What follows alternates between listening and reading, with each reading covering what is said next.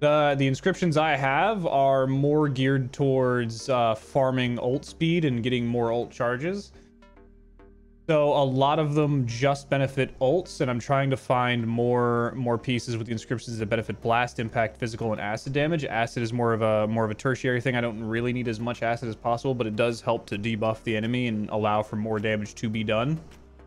And unfortunately, currently Badge of Devastation seems to be bugged, where the adding one ultimate charge doesn't actually add an ultimate charge, which would be a free ult basically.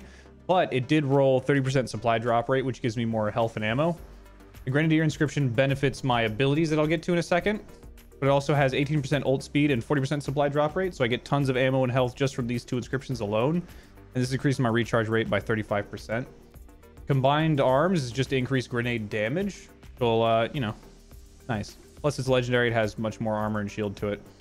And defeating enemy with E increases Q gear damage by 60% for 5 seconds, which increases my grenade. My grenade is the Q, and E is my venom darts, my tactical onslaught. I don't get necessarily many kills with it, but again, it's a legendary. I get ammo pickup amount. Victor's Resolve, which increases all blast damage by 50% and lowers impact damage. Impact damage is just my single target damage, so like bullets. But blast damage is all of my ordnance abilities, which would be my ult and my grenade respectively. And this had, again, more supply drop rate. And the multi-kill instantly restores 25% of maximum armor. That's good in conjunction with Tip of the Spear. Set this.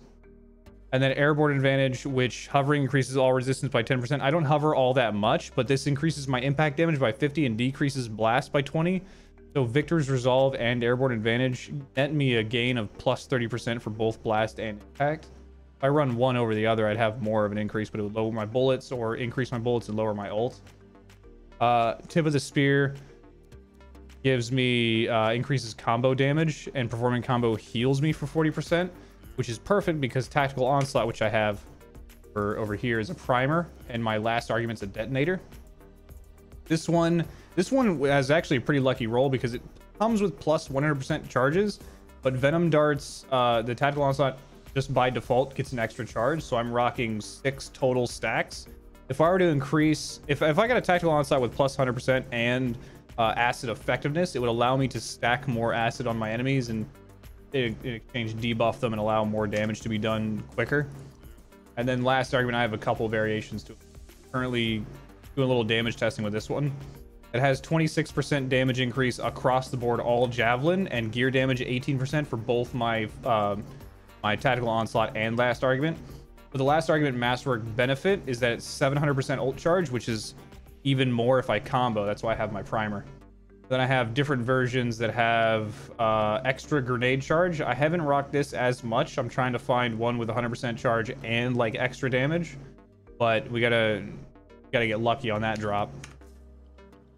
Then just muster point, because unfortunately bulwark shield or bulwark point doesn't scale based on difficulty, so this thing dies in like 2 bullets.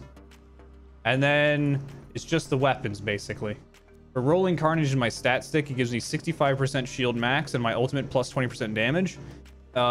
This, in combined with all of the component pieces that I have, will net me an average damage of either 11 or 12k up to 20k per rocket of my 12 rocket barrage, which if the 20k is from acid debuff and just general debuffs across the board. If they have a shield, of course, it's going to be okay, but raw health damage with acid will be around 18 to 20k per rocket. Divine Vengeance, I got super lucky on this one that it rolled 250% physical damage and 100% physical damage, but unfortunately it's just the cogwheel, which means it only applies to this gun, and Divine Vengeance suffers the same thing that Truth of Tarsus does, that the physical damage if it's a cogwheel will only impact the bullet damage and it won't impact the secondary explosion. In this case, a fire explosion, which I have tested that it does scale based on elemental damage, but unfortunately I'd have to focus half my build on elemental, so I just use sigils for it.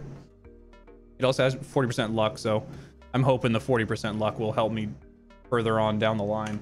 But the Divine Vengeance can hit for, on GM1, 3k to 5k per bullet, depending on if they have an acid stack or not. The explosion's about 4k, or 6 to 7k if I have all 3 fire sigils procced.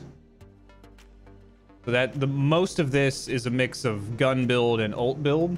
The sustainability I'm still working on, so I got to find more and more pieces that would just more and more legendary components to kind of pad this out and get more health. I need to find a good badge of devastation because, like I said, the masterwork component piece itself doesn't seem to work, but it does have supply drop rate. I'm trying to fine tune it a little bit, but for right now, it's easily GM1 capable. I'm just going to run through GM2 with it and see if it's possible. But fairly good build. Like, comment, subscribe. Ring that notification bell. Ding, ding. Where's the soundboard?